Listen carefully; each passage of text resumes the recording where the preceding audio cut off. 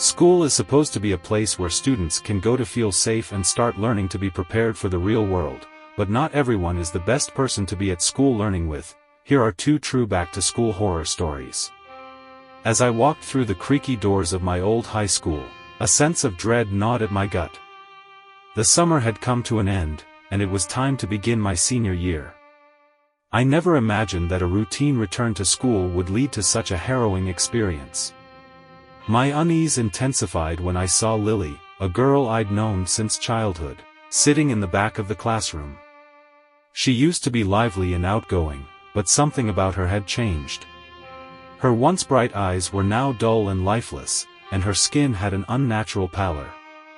As the days passed, I couldn't shake the feeling that something was terribly wrong with Lily. She would sit in the same spot every day, her gaze fixed on the chalkboard, even when the teacher wasn't speaking.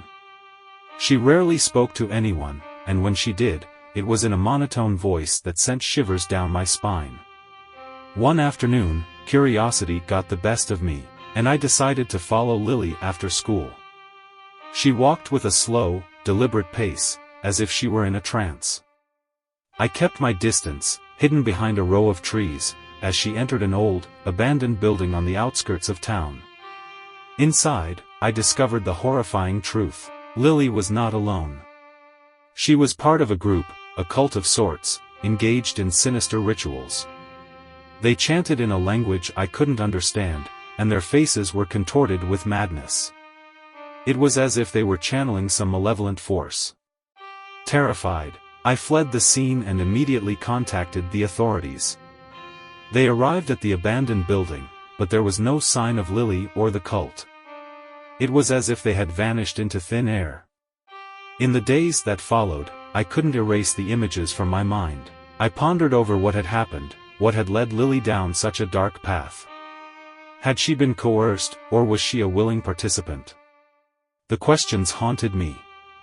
Senior year went on, but I couldn't forget the horrors I had witnessed. I tried to put on a brave face, but the memory of that sinister cult cast a long shadow over my life. I wondered if I had done the right thing by reporting them, or if I had unwittingly unleashed something even more terrifying.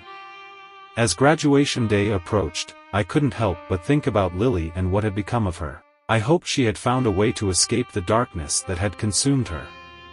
But one thing was certain, I had learned that sometimes, the most terrifying things can hide in plain sight, even among those we thought we knew best.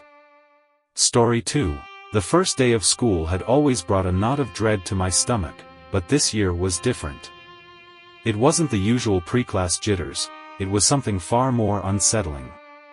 As I entered Mr. Harris's history class, I noticed a peculiar portrait hanging on the wall, one I'd never seen before. The painting depicted Mr. Harris, our typically mild-mannered history teacher, in an eerie, almost regal pose. His eyes, however, held a malevolent glint I'd never seen before. They followed me as I took my seat, and the unease grew with every passing minute. As the days went by, I couldn't shake the feeling that something was terribly wrong. Mr. Harris's lectures took a dark turn. He began discussing historical atrocities with a disturbing enthusiasm, dwelling on the gruesome details. I noticed the other students' discomfort too, but no one said a word. One evening, I decided to investigate further. I snooped around the school after hours, my heart pounding as I approached Mr. Harris's office. I found an old yearbook from his days as a student at this very school. Flipping through its pages, my breath caught when I saw a picture of him with a group of students from decades ago. There was a caption beneath it, cryptically stating, "The Covenant of Knowledge." My heart raced as I realized that every student in the photo had gone on to become influential figures in history, their actions shrouded in darkness. Suddenly, I felt a presence behind me.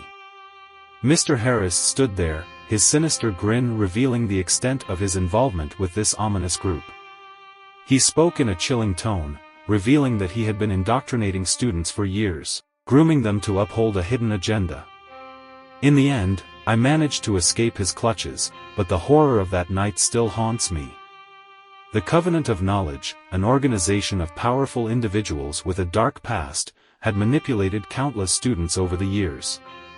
Now, as I sit here, I can't help but wonder how many other teachers like Mr. Harris are out there, hiding in plain sight, and how many unsuspecting students have been unwittingly drawn into their web of darkness.